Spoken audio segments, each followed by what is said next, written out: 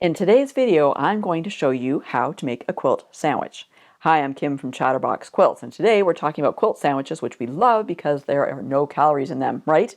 Okay, and I want to talk about a couple of different ways to do this. So what are we talking about when we talk about making a quilt sandwich? Well, we're talking about taking our backing, our batting, and our top and putting them together. So there are 3 layers, all right? Your backing has the wrong side up, then there's your batting and your top, which has the right side up. So it looks something like this.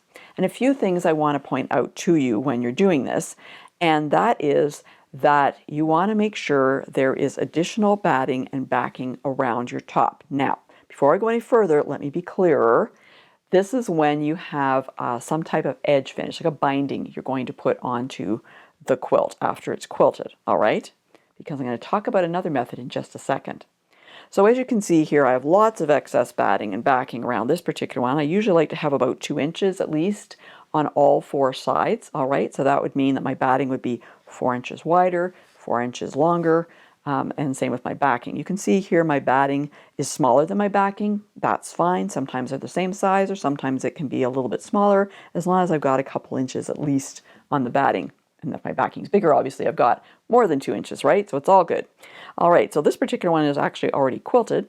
So the next step before I would bind it or put any kind of edge finish on it would be to trim it down, all right?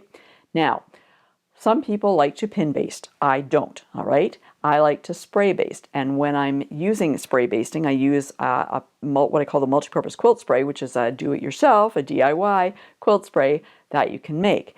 And I like to use that because I don't have to worry about pins in my quilt. So pins are hard to put into the quilt, and then as you're free motion quilting or ruler quilting, whatever you're doing, you have to start taking them as you go along. It can be really tough if you have arthritis in your hands and you can poke yourself with the pins and things like that. So once I found spray basting, that was it. I spray based all my quilts.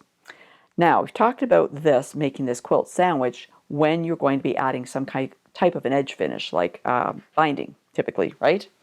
But there's something else I want to talk to you about, and that is if you want to do the pillowcase method, okay? The pillowcase method is a way to avoid binding, and if you're wondering about that, check up above or in the description below, because I'll put a link to a video on how to do that.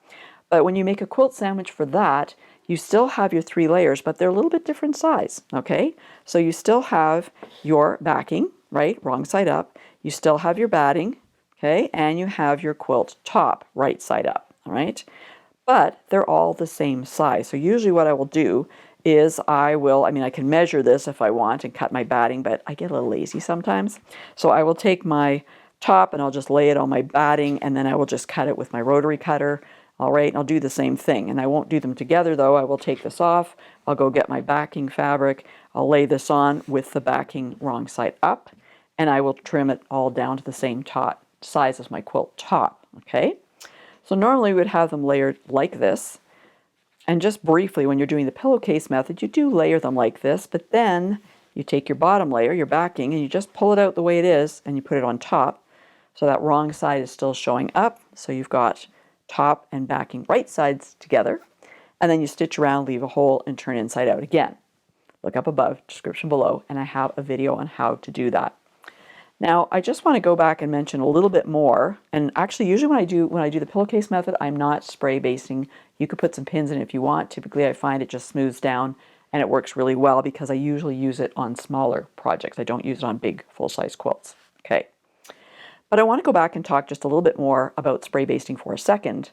And before I do that, though, I just want to mention to you that I hope you're a subscriber to my channel. If you're not, just click the subscribe button, click the bell, so you'll be notified the next time I release a new video. And you know the best part about it?